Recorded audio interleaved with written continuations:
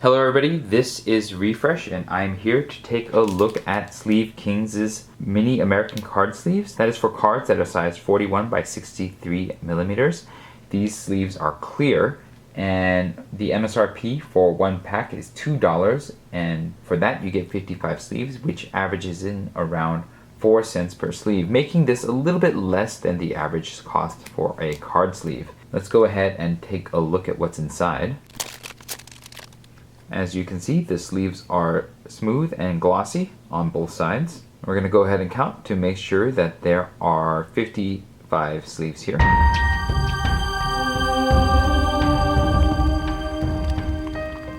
There are exactly 55 sleeves here, so you get exactly what you pay for. Now to check for the thickness of the sleeves, for ease of math, we're going to remove 5. 50 sleeves comes in at 1 centimeter, and that means that each sleeve is 200 microns per sleeve, or 100 microns each face, which is the standard for these thicker type card sleeves. Now to check the dimensions, these sleeves are 44 millimeters wide by 67 millimeters tall. Let's go ahead and see how a card fits in them. I have a Cavalry Saber here. It's a common item card from Arkham Horror. It's a mini American size card. We'll put it in here.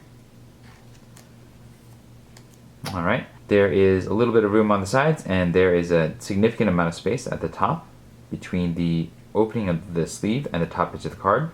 This is because these are designed to be replacements for Fantasy Flight's no longer in print mini American sleeves, and they were a little bit longer as well, and so these seem to match the dimensions pretty well. The extra space between the opening and the top edge of the card does mean that the sleeve is a little bit more visible. Some of you will not like that aesthetic. However, it does mean that there is a bit more protection for the top edge of your card because it takes longer for something to reach your card when having to traverse through the opening of the sleeve, whether it be moisture or some sort of object or dust or anything like that. Now it's time for the sleeve test. I have 45 Arkham Horror common item cards here. We're going to sleeve them in 45 of these sleeves and see how long it takes. Ready, set, go.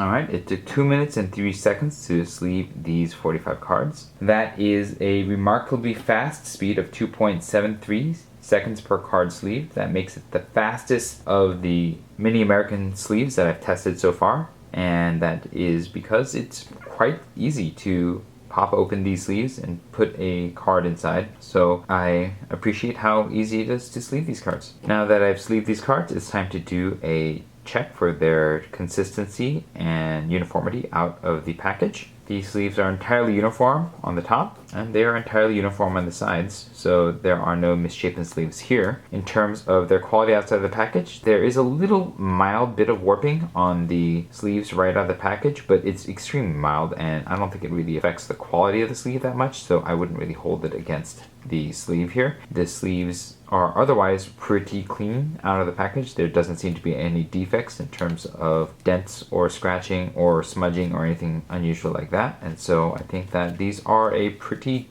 high quality sleeve. Now it's time for the shuffle test. I'm going to shuffle this sleeve deck 100 times and see how long it takes.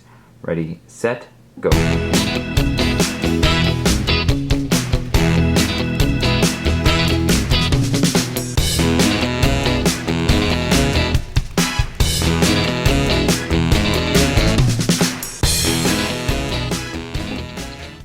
It took 2 minutes and 7 seconds to shuffle these 100 times. That puts these sleeves in the slightly slower range of 1.27 seconds per shuffle. It's not abysmal, it's just a little bit slower. And overall, I felt like the sleeves shuffled decently. They didn't really have that much trouble like sliding into each other. There is only one place where I think that the sleeves are a little bit annoying, is that the welds here have a little bit of curve to them and a little bit of thickness to them, and so sometimes when you're pulling the sleeves off of each other, they'll catch and they'll drag an extra card or two as you pull them. And that's not every sleeve that has that weld thing, but some of the sleeves do. I think this one might. And so you can see that it catches and pulls up additional sleeves, but this one here doesn't. And so that is a bit of inconsistency that I have detected with these sleeves after handling them, but I don't think it is so problematic that it's going to be consistently annoying. It's just every once in a while you're going to grab one of those sleeves that has the weld and then drag up another sleeved card or two with it, like that. So that is what I've noticed in terms of the handling. Let's go ahead and take a look at the cards to see how they have worn and check for their overall durability.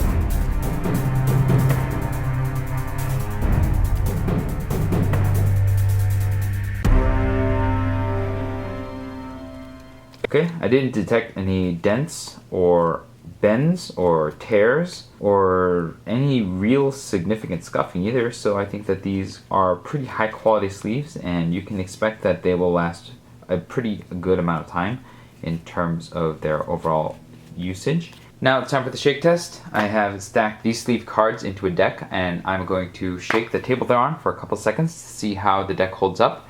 Ready, set, go. Okay, the deck actually held together, which is kind of surprising considering how spongy it is and how much air is still in the sleeves, but I appreciate that it didn't fall because these mini American sleeves do tend to fall down quite a bit. Even the Fantasy Flight sleeves fell down, I believe. And so I like that it was able to hold together in the deck. I don't know if it would be able to handle like a particularly tall deck, but at 45 cards it holds up pretty well. Now it's time for the draw test. I'm going to draw 3 cards off the top and see how the deck holds up. Ready, set, go. Okay, the deck actually holds together. Again, it's pretty surprising considering how much air is in these sleeves and how spongy they are, but the deck actually doesn't fall apart. It doesn't like drop cards when you're picking up cards off the top. And so I think that that is a pass as well. Overall, I think that these sleeves are pretty good in quality. I think that the durability test was really nice and that they're really uniform and clean and that they really take the stress of being manipulated quite well. And so I really respect these sleeves. I do still think that they're not for everybody because, you know, some people don't like that extra bit of plastic at the top. And then there is the issue that some of the welds on the sides of these sleeves do cause a little bit of catching as you're pulling cards off of each other, at least sideways, horizontally, but it doesn't seem to be a problem when it comes to drawing cards off the top.